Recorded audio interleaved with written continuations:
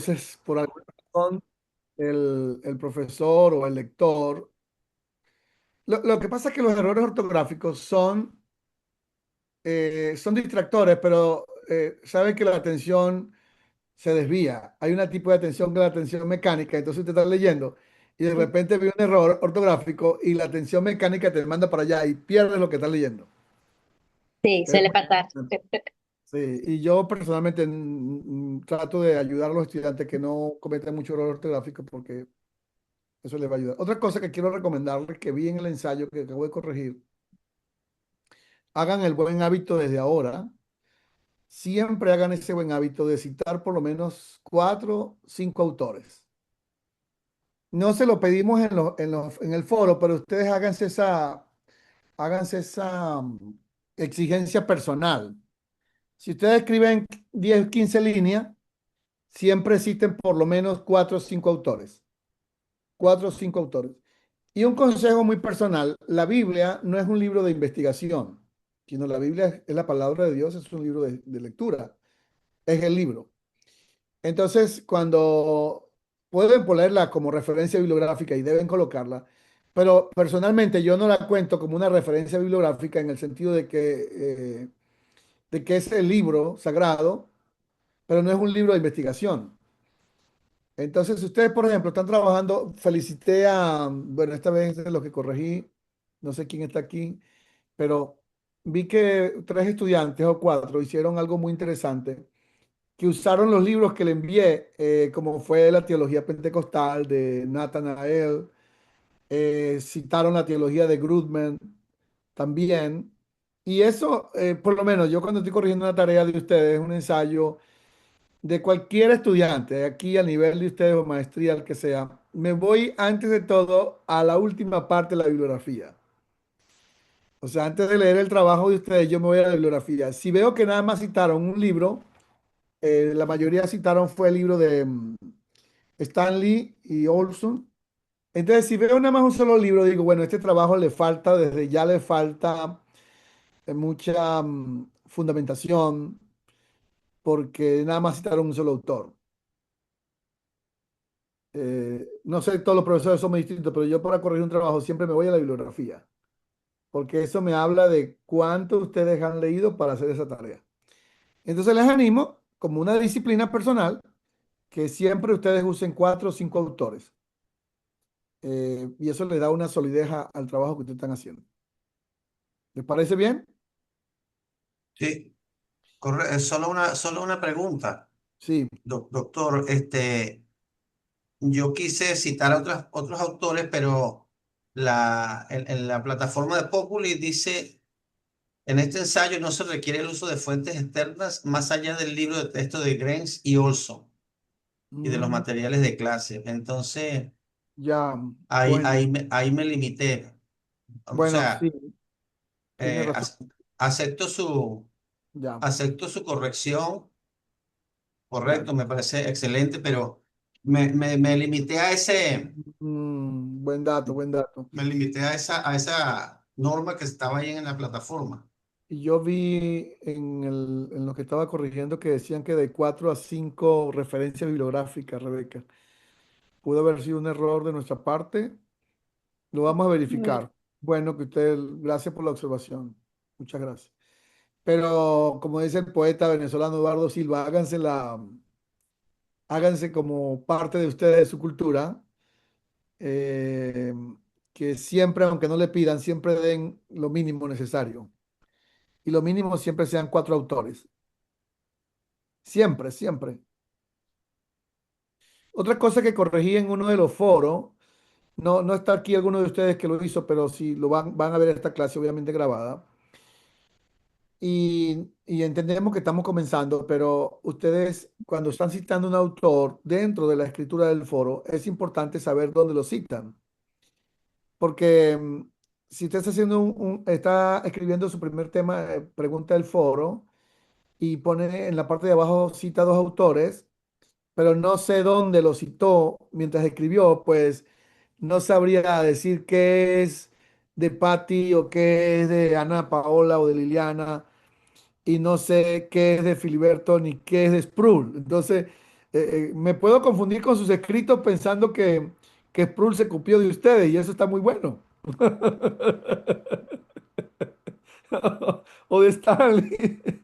Pero para evitar esos grandes errores que pueden pasar, entonces es mejor que ustedes pongan ahí que dónde están citando alguno de ellos. Ay, muchachos, esto es para bajar un poquito la tensión con teología. A ver, ¿cómo te pareció la lectura del libro a ti, Yesenia, de Stanley? ¿Cómo te ha parecido la lectura de este autor? Está en off su micrófono,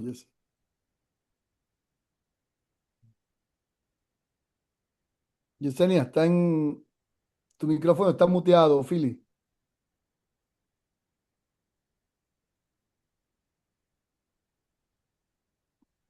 Me imagino que no me están escuchando. Ok, Sí, ahora sí, pastor. ahora sí. Gracias, gracias, doctor. Bueno, pastor, a mí me ha parecido de verdad bastante enriquecedora cuando comencé a leer. Me sentí como, literalmente como en pañales, Ok. ¿sí?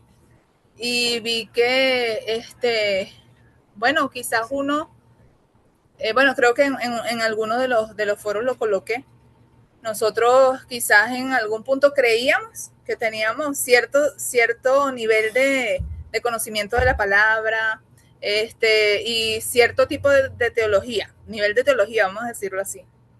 Pero ciertamente al leer el libro me ha llevado como me ha impulsado, vamos a decirlo de esa manera, a buscar quizás más, a buscar de ese crecimiento en el ámbito teológico, entendiéndolo desde el punto de vista como los autores lo presentan, pues, que no es solamente conocimiento o mero conocimiento, sino que nosotros podamos aplicar la palabra a nuestras vidas en todas las áreas, ¿sí?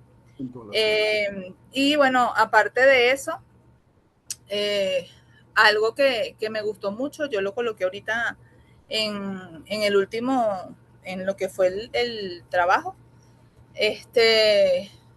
me llamaba la atención bastante una parte que coloqué allí, que la importancia de nosotros poder como, sobre todo como pastores, pues, nosotros poder desarrollar dentro de la iglesia un espacio para que las personas o los hermanos en Cristo, ellos también puedan alcanzar el nivel que nosotros también estamos tratando poco a poco de crecer, pues, en la teología y en la palabra del Señor. Muy bien, gracias, Jesse. Patti, ¿puedes hablar bien? ¿Cómo ha sido tu experiencia con la lectura de estos libros? Mm, Tu micrófono está apagado, quizás tengas que entenderlo.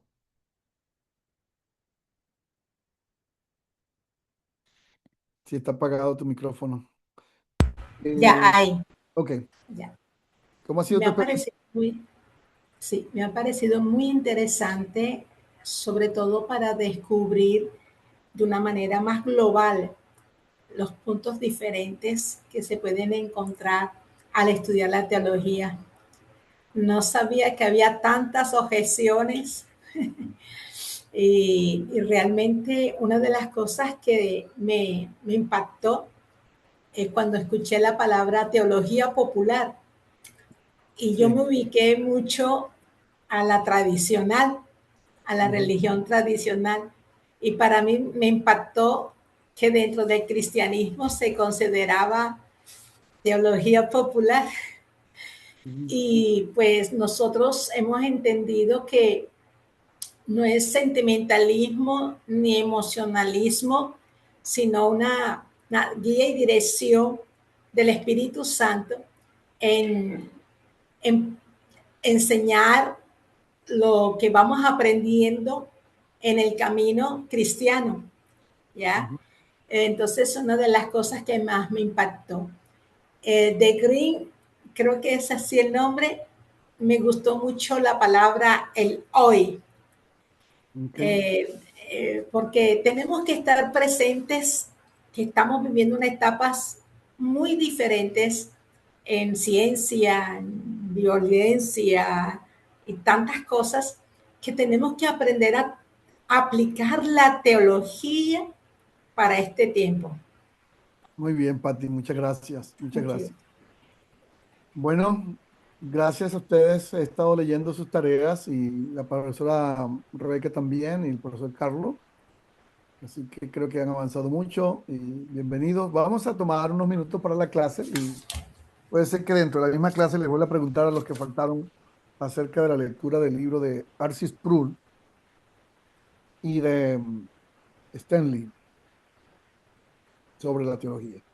Voy a compartirles, espero que podamos ver un poquito acá para tener entonces lo que va a ser nuestra clase de hoy. Y vamos a mirar. ¿Pueden verlo? ¿Sí Sí, lo logran profe. ver? Sí, ok. Bueno, vamos a trabajar un poquito con esto de la lectura que ustedes han hecho, el capítulo 4 no, el capítulo 5 de Stanley y el capítulo y los dos temas de Arcis Prul, el tema de las providencia y el tema de la libre albedrío. ¿De acuerdo? Eh, entonces, déjenme ver aquí un momento. Muy bien. Creo que ahora lo ven mejor. Sí, perfecto. Muy bien. Lo primero que estamos haciendo aquí un resumen de Stanley es sobre las tareas y la tradición. Y voy a pedirle a Kenny que pueda leer lo que está en pantalla, por favor.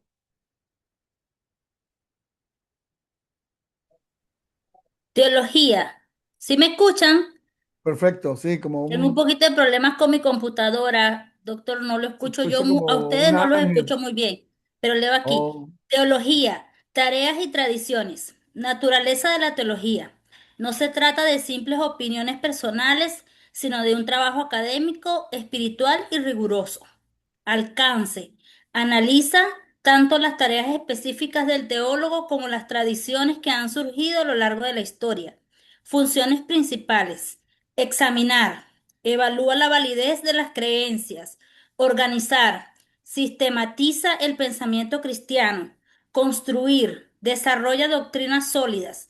Comunicar. Traduce el mensaje bíblico para que sea relevante en la cultura contemporánea. muy bien, excelente, Kenia. Entonces, un resumen de esta idea inicial es de las funciones principales de la teología, evalúa la validez de las creencias, sistematiza el pensamiento cristiano. Estaba pensando en ustedes y quería sugerirles a todos que, que puedan ver si en sus iglesias dan ustedes alguna clase de escuela de liderazgo o discipulado, de como ustedes lo llamen, con sus nombres.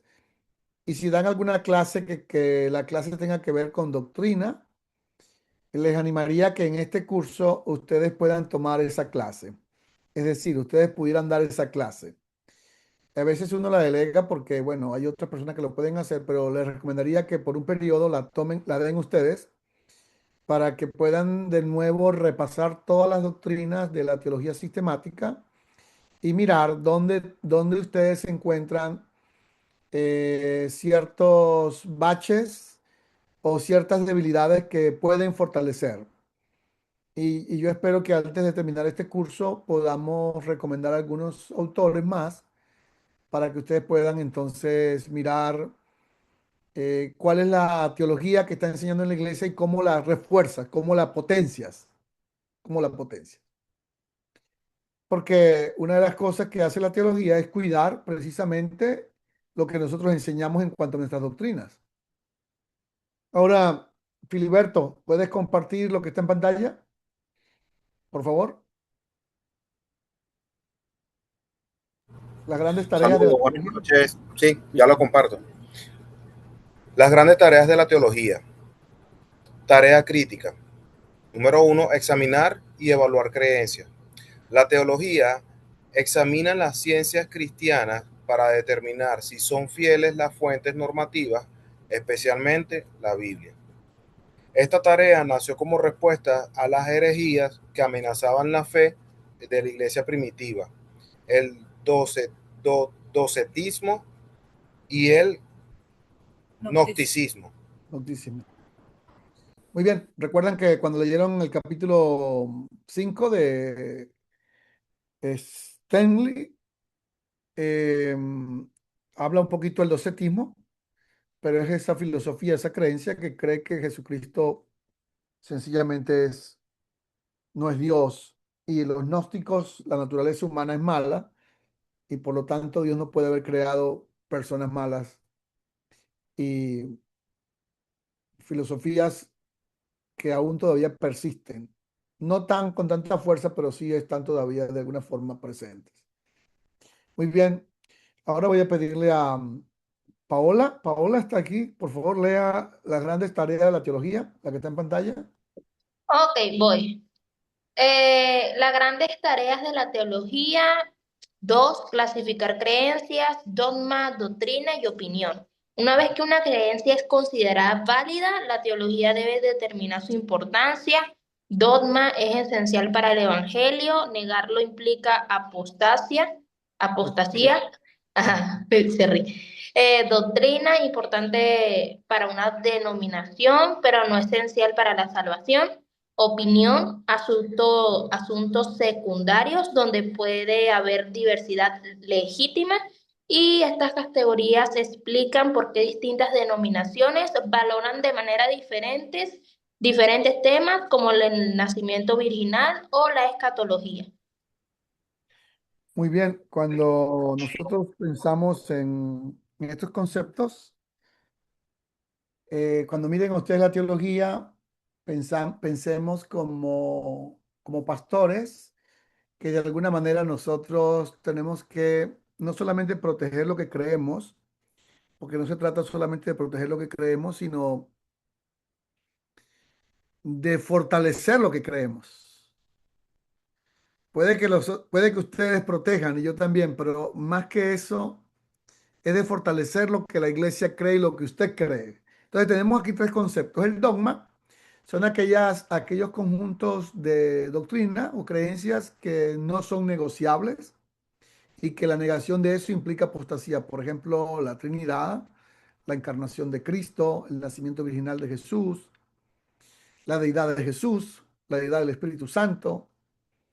Pero también tenemos doctrina que puede ser que un grupo lo comparta y otro no. Por ejemplo, dependiendo la confesión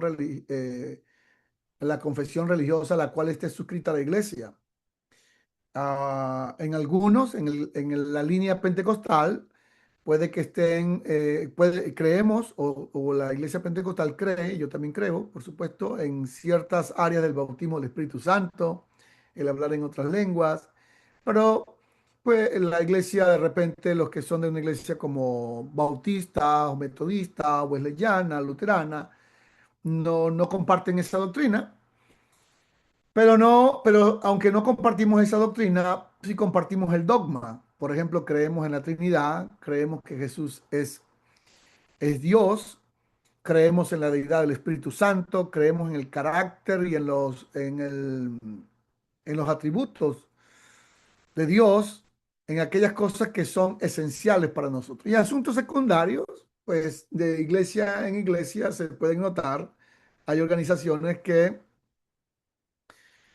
practican ciertos modos y costumbres. La ropa, por ejemplo, ya obedece más a un aspecto cultural y aunque haya divergencia, sencillamente corresponde a un credo y a una forma de expresión de una organización. Hay una iglesia en particular, o hay varias iglesias que usan, por ejemplo, un velo, las mujeres. Bueno, eso obedece más a una opinión de asuntos secundarios que pueden tener diversidad legítima, pero que no es un dogma. No es algo por lo cual se va a hacer salvo una persona o se va a perder una persona, o por si se sientan de un lado los hombres y de otro las mujeres. En conclusión, la teología nos ayuda a organizar nuestras creencias en tres grupos.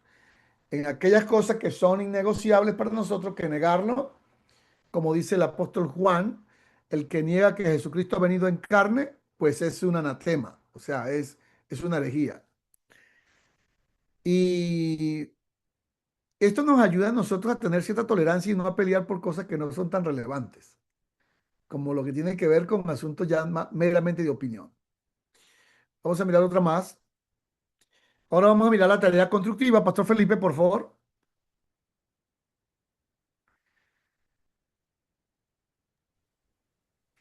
Tarea constructiva. Construir modelos doctrinales.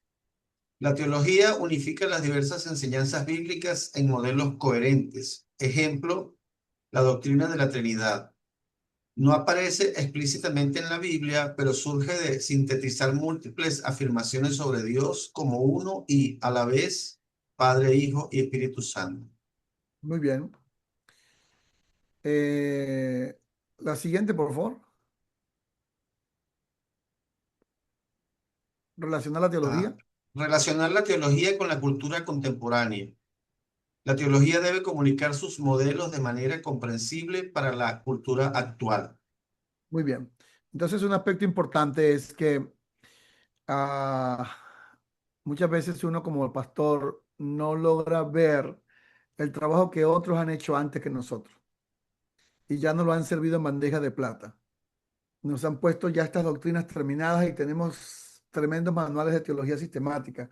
Y entonces usted como pastor lo que agarra es que toma ese manual y lo enseña. Pero mi ánimo para ustedes es que puedan tomarse un tiempo para que ustedes y yo podamos estudiar la teología sistemática y poder mirar qué doctrinas necesitan reforzar, como lo expliqué antes. Y en este caso, si hay que organizar, seleccionar, agrupar y ordenar algunas doctrinas que usted nota que están vulnerables o débiles, pues reforzarlas. Reforzarla. Por ejemplo, es muy probable que la doctrina de la Trinidad, yo he estado mirando con más atención, enseñar más sobre la naturaleza de Cristo, la naturaleza y los atributos de Dios, conocer cuáles son los atributos comunicables y cuáles son los atributos no comunicables de Dios, cuáles son los atributos que son netamente de la naturaleza de Dios y cuáles nosotros sí somos partícipes de esa naturaleza. Esas son doctrinas que podemos reforzar y estudiar. Otro aspecto muy importante que nosotros podemos darle también una buena lectura es el tema, y que se lo vamos a ver en una próxima clase, y ustedes como pastores yo sé que bregan mucho con eso, que es la parte de la teología que tiene que ver con la escatología y que son con los eventos finales. Entonces yo quiero que ustedes, más que, o el desafío para ustedes es que hagan de este curso como un desafío personal y quizás en los próximos 6 meses digan, bueno, yo voy a enseñar yo mismo esta clase en la iglesia. Usted mismo le va a enseñar para ver dónde están las fallas que usted necesita trabajar. Tradiciones históricas de la teología. Liliana, si puede leer, por favor.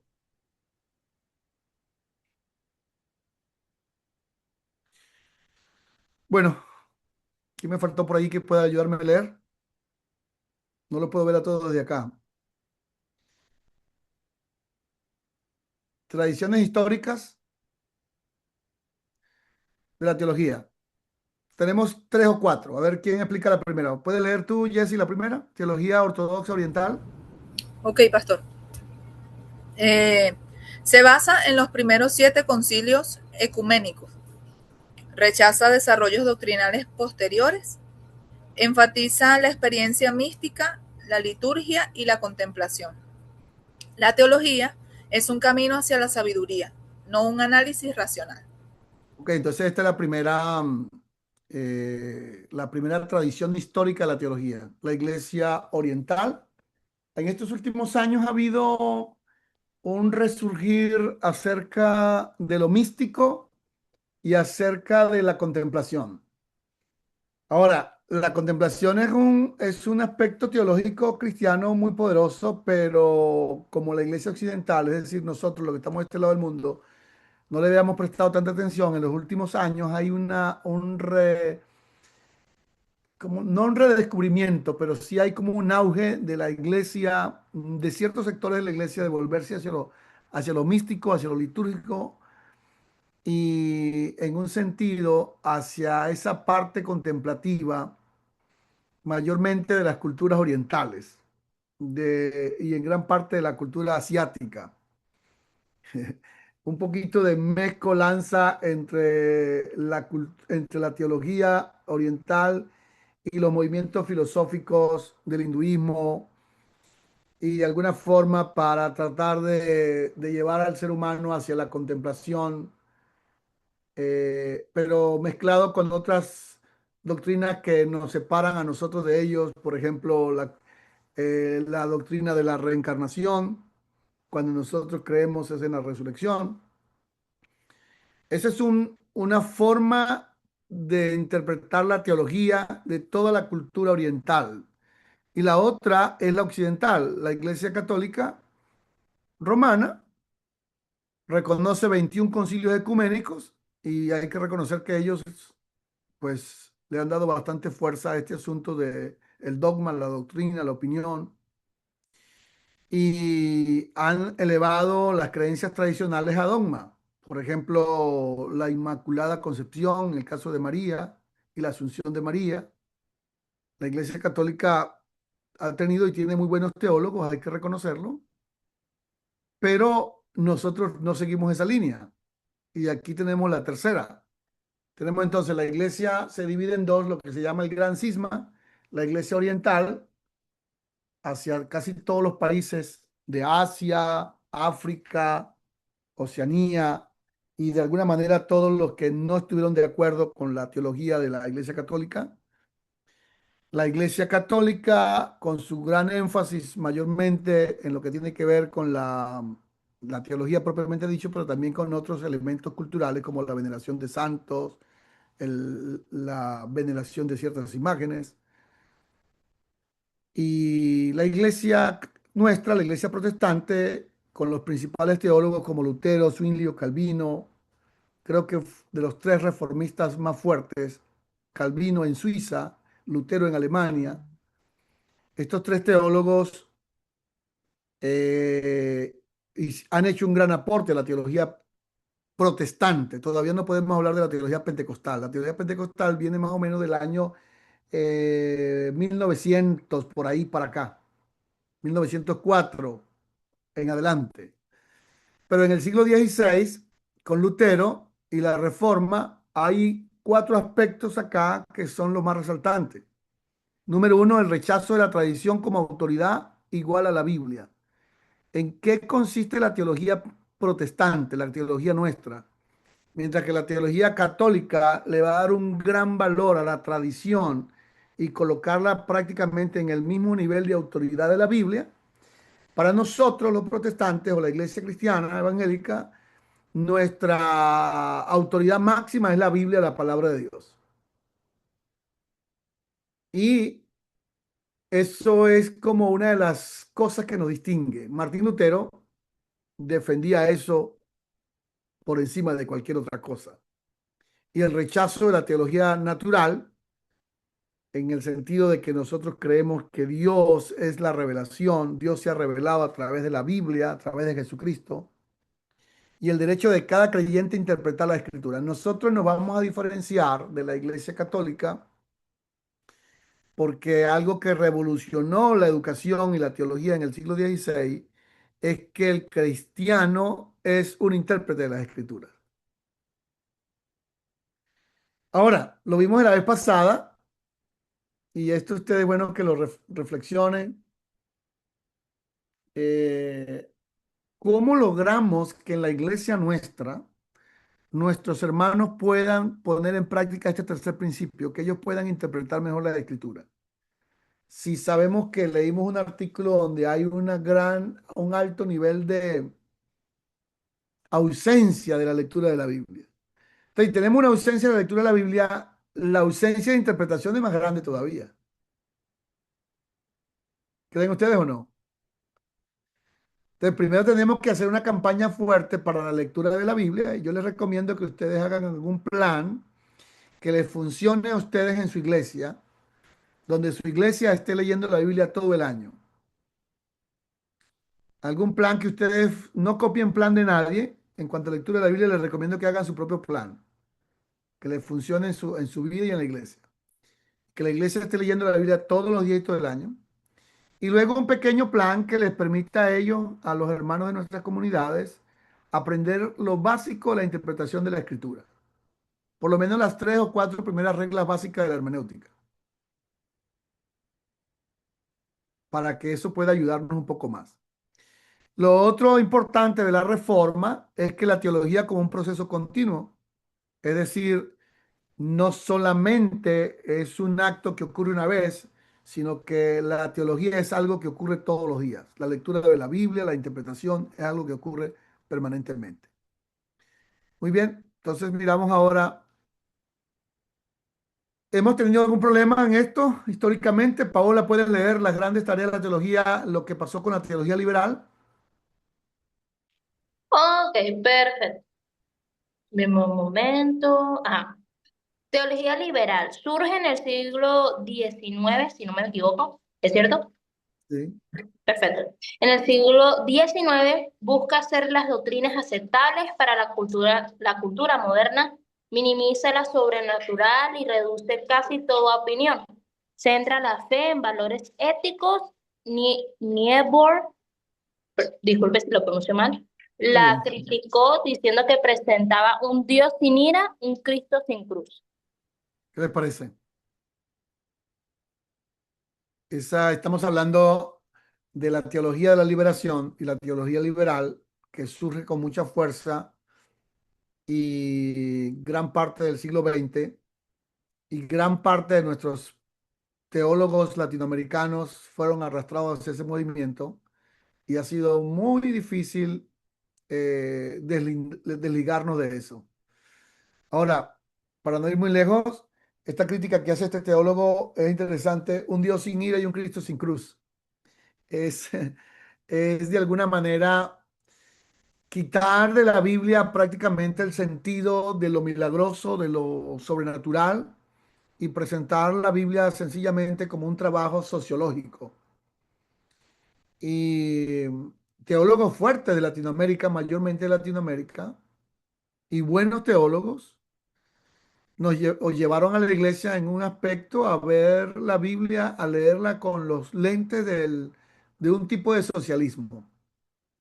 Y esto es, y no hay nada nuevo debajo del sol, de que de alguna manera muchos líderes cristianos se han suscrito a este pensamiento muy sustentado por teólogos cristianos de leer la Biblia con ojos marxistas y socialistas. Y la teología de la liberación, pues ha hecho mucho daño. Y como estudiamos en las primeras clases, los peores enemigos de la iglesia a veces no son los enemigos no cristianos, sino los mismos teólogos académicos. Y bueno, pero a partir de esto surge una teología, bueno, la teología fundamentalista, a diferencia de los primeros años de la iglesia, donde la teología, cuando ocurría una doctrina errada, entonces rápido aparecía una defensa teológica bien sustentada. Cuando apareció la teología de la liberación, en lugar de la iglesia cristiana haber hecho una defensa bien sustentada, cayó en la trampa que caemos casi todos, y no quiero que ustedes caigan ahí, ni yo tampoco, es criticarla. Entonces, la teología fundamentalista se centró fue en criticar la teología de la liberación, se atrincheró como en su puesto y no presentó más bien una defensa fuerte a la teología de la liberación, y por eso no le hizo tanta resistencia. En cambio, en los primeros siglos de historia de la iglesia, cuando surgía una doctrina errónea, rápido se le salía en defensa con buena sustentación bíblica y teológica. Y esto pues es lo que nos ha traído grandes problemas. Ahora lo que ha surgido después de eso es las teologías mediadoras. Kenia, por favor, lee lo que está en pantalla.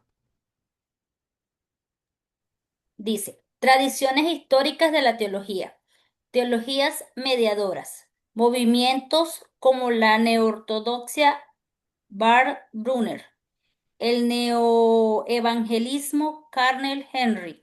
Las teologías escatológicas de Wallman Pannenberg buscan equilibrio entre la fidelidad bíblica y la relevancia cultural. Bueno, entonces, vamos a ver si ya captaron la idea. Tenemos entonces las tradiciones históricas. La primera, la teología de la iglesia oriental. Se va más hacia lo místico, hacia lo contemplativo, no está muy enfocado hacia el razonamiento, hacia la búsqueda del conocimiento. Luego tenemos toda la iglesia católica occidental con grandes teólogos y ellos apuntan más hacia a la razón, a la investigación, a la teología profesional. Después de eso tenemos entonces la teología protestante en el siglo XVI, donde el énfasis es la Biblia, el énfasis es la revelación de Dios y la santificación continua. Surge luego de eso un pequeño declive en la historia y resurge entonces la teología de la liberación con mucha fuerza, mayormente en los países de Latinoamérica, porque el énfasis de la teología de la liberación era la defensa de los pobres. Y teólogos muy fuertes hicieron bastante trabajo en toda Latinoamérica. Eso salpicó en gran medida la iglesia evangélica.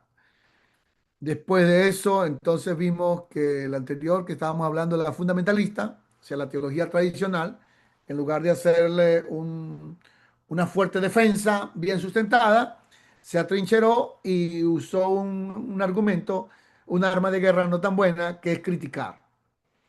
La crítica es mejor sustentar y hacer defensa con mansedumbre, dice el apóstol Pedro, pero hacer defensa de la fe y de la esperanza. Luego surge una teología mediadora que no se pone ni de este extremo ni del otro, sino que busca el equilibrio con teólogos muy buenos como Karl Barth, Brunner, y que buscan un equilibrio entre lo que es la fidelidad bíblica y la relevancia cultural.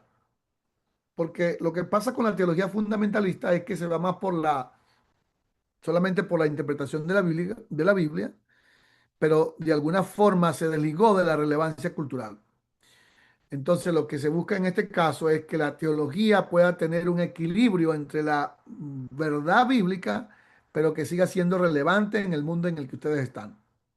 Y ahí, pues, se recuperó un poco el equilibrio. El equilibrio. Bueno, hasta aquí hemos visto entonces todo lo que nos plantea el autor de cómo ha evolucionado la teología y esto les permite a ustedes ubicarse. ¿En dónde está? Nosotros nos ubicamos en el campo protestante y nos ubicamos un poco más en lo que es como intermedio, buscando el equilibrio. Para que no graben tantas cosas, graben una, buscando el equilibrio entre la fidelidad bíblica y la relevancia cultural, como para resumirlo en pocas palabras. Bueno, en estos minutos que nos resta, vamos a dar un repaso a Sproul en temas. Quiero decirles algo a ustedes, a los que están acá, que sean de la línea pentecostal y que son de nuestra tradición pentecostal, que estos libros, tanto el de Sproul como el de se me olvida su nombre, Olson, y algunas materias, ustedes van a ver bastante énfasis de repente porque los teólogos que estudiamos mayormente no necesariamente, no siempre son pentecostales, pero algo que tenemos que aprender es que nosotros tenemos que leer de todo. Y usted va a escoger de ahí lo que realmente usted comparte y lo que no comparte, pues lo va a desechar. Pero necesitamos, antes de ponernos como los fundamentalistas, criticarlo, vamos a estudiarlo, vamos a leerlo y vamos a decir esto sí, esto no. Sproul es un teólogo calvinista. Él ya falleció. Y nosotros somos, bueno, algunos de nosotros somos más del corte arminiano, pero compartimos dogmas. Es decir, en qué sí estamos de acuerdo con Sproul y con Olson. En la Trinidad, en la deidad, estamos de acuerdo. De repente no compartamos otras doctrinas que vamos a ver más adelante, pero en aquellas cosas esenciales sí las compartimos. Una de esas es la providencia. Este es un tema interesante. Voy a pedir al pastor Felipe que lea este tema que está en pantalla. El cambio de la mentalidad moderna. Contraste histórico. El nombre de la ciudad Providence en Rhode Island refleja una conciencia que hoy se ha perdido. El desafío actual. El naturalismo interpreta el mundo como procesos mecánicos y ciegos. Punto clave. Hemos pasado de ver la mano de Dios a ver solo procesos naturales. Eso es interesante. El concepto de providencia, viéndolo desde cualquier perspectiva bíblica, hay que recuperarlo. La soberanía de Dios, hay que recuperar este concepto teológico, porque estamos en una tendencia muy natural. Hemos sacado a Dios, seguimos con la Biblia, pero hemos sacado a Dios. Hemos sacado esos conceptos teológicos que nuestros padres creían. Esto lo vamos a leer más corrido. Siga adelante, pastor. ¿Qué es la providencia? Más que prever, no es solo conocimiento previo, es acción directa. Definición. Confesión de Westminster. El acto por el cual Dios sostiene y gobierna a todas las criaturas y acontecimientos. Atributos. Se ejerce según su sabiduría y voluntad inmutable. Muy bien. El siguiente. Jesse, ¿puedes leer el siguiente, por favor? Los dos siguientes que vienen. El sustento y el gobierno de Dios. Sustento continuo. El universo no funciona por su propio poder. Depende de Dios para seguir existiendo. Gobierno absoluto. Nada escapa de su control. Grandes eventos. El surgimiento y caída de reinos. Detalles mínimos. La lluvia, el sol y el número de cabellos. Nosotros, cuando hablamos de providencia o la teología, cuando habla de providencia, creemos en esto. Creemos que Dios es soberano, que Dios tiene el control de los grandes y de los pequeños detalles. ¿Por qué es tan importante que un pastor recupere estos cimientos teológicos? Porque cuando nosotros volvemos a enseñar a la iglesia que Dios sigue siendo soberano y Dios sigue teniendo el control, pues la gente se vuelve a Dios, a poner su confianza en Dios y no tanto en los procesos que vive a diario. Así que este es un concepto teológico interesante de recuperarlo. El siguiente, el destino. Y así el Ok, destino el es, destino es ciego. Dios todo lo ve. Fatalidad. La fatalidad es impersonal. Dios es un padre. Casualidad. La suerte no existe. Es solo un término matemático para probabilidades, no una fuerza con poder. pero Dios sí ve y Dios gobierna, Dios dirige. Muy bien. La concurrencia y el misterio del mal. Kenia, sí, Liliana no la veo, los demás, me disculpe que no los veo a todos. Kenia, por favor, lea. Ok, voy. Concurrencia. Dios y el hombre actúan simultáneamente. El hombre elige, pero Dios cumple su propósito soberano. Ejemplos bíblicos. José. Sus hermanos actuaron con maldad, pero Dios lo usó para bien. Judas. Su traición fue un acto perverso, pero Dios lo utilizó para la salvación. Viernes Santo. Sí, una manera, les he hablado, no sé si ustedes lo trabajaron o es otra clase que doy, pero creo que les he hablado de los atributos comunicables y de los no comunicables de Dios. Uno de los atributos no comunicables de Dios es su soberanía. Dios es soberano. Otro de los atributos no comunicables de Dios es eterno. Dios es eterno. Otro es Dios es trascendente. Pero Dios también es inmanente. Trascendente porque nadie puede sujetarlo, porque Él trasciende barreras, distancias, todo lo que existe, Dios lo trasciende. Pero inmanente porque Él se comunica con nosotros. Nosotros somos su creación, somos su imagen. Entonces, cuando nosotros vemos cómo pasamos etapas tan difíciles a veces que no la entendemos, una manera teológica de explicarlo es a través de la soberanía de Dios.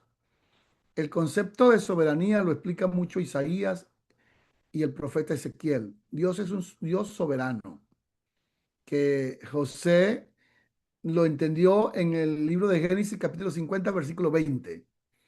Ustedes pensaron mal contra mí, mas Dios lo encaminó para bien, para ver lo que ven hoy y para mantener con vida a muchos pueblos. Entonces ese concepto de soberanía es el Dios que gobierna, aunque yo no entiendo lo que está pasando. En el libro de Daniel hay un texto que me impresiona. Dice Daniel, es bueno que el rey entienda que Dios, que el cielo gobierna. El cielo sigue gobernando. Aunque el rey sea grande, el que gobierna es el cielo. Entonces, ese concepto de soberanía y de providencia debemos recuperarlo para ayudar a entender a las personas el sufrimiento. Pero no solamente el sufrimiento, sino también entender que Dios tiene un propósito con nosotros, que trasciende más allá de nuestra capacidad y límite humana. Bueno, vamos a terminar con esta última. Y Patricia, si estás por ahí, puedes leerlo. El libro de albedrío, lo leemos de corrido y terminamos. O alguno que me ayude a leerla, por favor. La psicología de la elección, el motor de la voluntad. Toda elección surge de un deseo. La regla de oro. Siempre elegimos según nuestra inclinación o deseo más fuerte en ese momento. Incluso bajo obligación. Si alguien te obliga, eliges obedecer porque tu deseo de evitar el castigo es mayor que el de resistir. Ujú. La voluntad. Definiendo la voluntad. Concepto. La facultad con la que la mente elige. Jonathan Edwards. Ujú. El límite de la libertad. Somos libres para elegir lo que deseamos, pero no podemos elegir lo que no deseamos. Ujú. Libertad natural y libertad moral. Libertad natural versus libertad moral. Libertad natural, el poder de actuar según los deseos, se conserva tras la caída. Libertad moral, la inclinación hacia la justicia y hacia Dios se perdió en la caída. Conclusión de Agustín, tenemos voluntad libre, elegimos, pero no libertad verdadera, capacidad de desear a Cristo. Sí, sí es verdad que el ser humano tiene la capacidad de elegir, pero no elige buscar a Cristo. Lo mejor. Eligen siempre lo que mejor lo que parece que le conviene. Y en la caída perdimos la libertad moral, es la inclinación hacia la justicia y hacia Dios. Pero la libertad natural no, porque seguimos deseando lo que nosotros queremos. Pero sería bueno que eso que desea el ser humano sea siempre acercarse a Dios. Pero no es así. Bueno, queridos, dejamos hasta aquí por hoy. Les animo a que sigan leyendo. Bienvenidos, hermanos. No sabía que estabas aquí, pero qué bueno tenerte. Bienvenidos todos. Me da gusto verlos a todos. Pregunta, comentario. Hoy nos alargamos bastante, pero estamos cerrando. Quiero dejarles dos recomendaciones. Una, lean ambos libros. Y esta es como una tarea personal que les estoy dando de que ustedes tomen como desafío personal enseñar en su iglesia local el curso de teología sistemática que ustedes mismos lo puedan dar, para que puedan ver cómo está la doctrina de su iglesia, en manos de quién está, y ustedes puedan ver dónde tienen esas áreas que tienen que cultivar. Yo con todo gusto les compartí 3 libros, pero puedo compartirles otros más para que fortalezcan un poco más esos temas. ¿Preguntas? ¿Comentarios? Profesor Parra, Qué pastor. bueno que llegaste, no te habíamos visto. Sí, disculpe que siempre llego tarde con tantas cosas. Les pido de verdad La próxima vez te disculpas toca y pagar la cena. sí, señor. Les iba a decir que yo nosotros cuando en el liderazgo, yo no soy pastor, ¿no? Ok. Yo esto lo hago porque es mi pasión. Me encanta Pero porque yo he puedes vivido, decir como decía el profeta, no soy profeta ni hijo de profeta. sí, señor, pero yo lo que lo hago porque dentro de mi iglesia, que es una iglesia de restauración, Ujú. tenemos un programa que se llama Hay Esperanza, donde durante 1 año y 7 meses me he restaurado. Ahora hago el programa de enfoque a la familia del doctor Sisto Porras, del pastor, con mi esposa, fortalecimiento matrimonio, me parece precioso. Y yo lo que digo a la gente, porque yo, bueno, al pastor lo saludan 800 personas, a los hijos 700, y ahí me saludan 400. Y Ujú. yo tengo una ventaja que yo me aprendo los nombres de las personas rápido. Y yo Qué bueno. abrazo, yo he sido restaurado y sigo siendo en el proceso de restaurar. Incluso comienzo en mayo nuevamente el proceso de restauración y acompañamiento para esos puntos donde yo no he logrado avanzar o el tema, un ejemplo, el perdón o cualquier cosa, reforzarlo realmente e intimarlo con el Señor. Y yo le digo a mi esposa y le digo a mi equipo, yo digo mi equipo ahora, pues porque yo me siento que hago parte, pues le pido perdón al Señor porque a veces uno se, pero no, le digo al equipo, le digo, hoy tuvimos reunión de muchachos, yo digo muchachos, les voy a pedir un favor. Uno puede amar a la gente, cuidar a la gente, Y ahora la gente, ojo, bajo un tema muy clave que es que la gente tiene que ir a intimar con el Señor. Porque si pones a la gente a depender de ti, van a ver lo humano que eres y la vas a dañar. Ya. Entonces yo le digo a la gente, a mí me llama mucha gente, tengo una persona que trabaja con nosotros, que se llama Marcela, Ana Marcela, y me duró preguntando 4 veces persiguiéndome a Ana Marcela, ¿y qué hago? Ora. Me siento mal, ora. Y 4 meses, y ella hasta me cogió fastidio. Cuando entendió espiritualmente que tiene que ir a los pies de Cristo, arrodillarse, decirle, Señor, trata mi corazón, trata esto, ella comenzó a ser transformada. Hoy en día, después de 6 meses, me dice, gracias por ese consejo, no lo entendía. Hoy es una gran amiga de nuestro matrimonio, con su esposo, y le dije, Marce, la gente no puede depender de ti. La gente tiene que tener dependencia directa de Dios. No podemos coger a la gente a decir, porque uno a veces, ese tema, el tema del ego, y uno se siente amado, y uno ama, y se siente el papá, pero el papá es el Señor, o sea, y yo lo que trato aquí a los hermanos que, bueno, que me están conociendo y que hablo por segunda vez, les digo que a la gente hay que mandarla que tenga intimidad con Dios. Ya. Si no hay eso, ahí no va a haber nada, Pastor Parra, de verdad que no. Sí, sí, claro. Muchas gracias, hermano. Como la clase de la parte final, entender que Dios es soberano y nosotros no lo somos.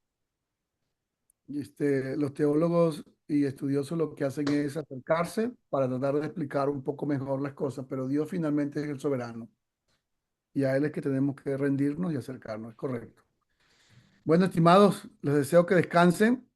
Por favor, revisen las tareas, van muy bien y van mejor cuando la entregan a tiempo. Y si ustedes la entregan a tiempo, van a ver a Rebeca siempre sonriendo. Si la entregan 2 días después, la van a ver ahí, nos van a ver a nosotros también. Entonces, ¿qué tal si oramos? Vamos a pedirle hoy a una chica que ore. Vamos a pedirle a Ana Paola que ore, por favor, por toda la clase, todos los estudiantes. Ok, ok. Bueno, gracias Dios, primeramente por haber tenido la oportunidad de estar aquí con todos mis hermanos en fe. De verdad te pido que los bendigas y todos los que no pudieron asistir de igual manera. Te pido de verdad que nos puedas dar mucha sabiduría para hacer todas las actividades, todas las tareas que tenemos que hacer en el transcurso de esta semana, Padre. Te pido también por la semana de cada uno de ellos, tanto los que están aquí como los que no están, que les pueda ir muy bien y que, Señor, cada día podamos aprender más de ti y que podamos ser más intencionales. En Cristo Jesús, amén. Amén. Qué bueno, Paola. Que Dios los bendiga, que descansen, que les vaya muy Chao. bien. Chao, Patricia, que puedas poner la cámara la próxima vez rápido. Ah, es una broma. Que Dios los bendiga. Hasta pronto. Bendiciones.